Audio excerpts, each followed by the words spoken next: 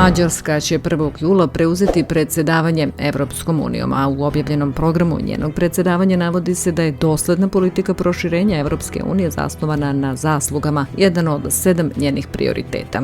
U cilju daljeg proširenja i produbljivanja saradnje, dodaje se, partneri će biti pozvani na konsultacije kako u okviru samita Evropske unije Zapadni Balkan, tako i u okviru Evropske političke zajednice. Povlači se i da je proširenje jedna od najuspješnijih politika Evropske unije i da je, kako bi se očuvala ova povoljna tendencija, od suštinskog značaja da politika proširenja bude zasnovana na zaslugama, uravnotežena i kredibilna. U delu programa koji se odnosi na delovanje Saveta Evropske unije za spoljne poslove, navodi se da je stabilnost Zapadnog Balkana vitalni interes Evropske unije i poručuje da će zato mađarsko predsjedavanje podržati produbljivanje konkretnih projekata saradnje sa regionom, posebno za unapređenje regionalne saradnje i stabilnosti.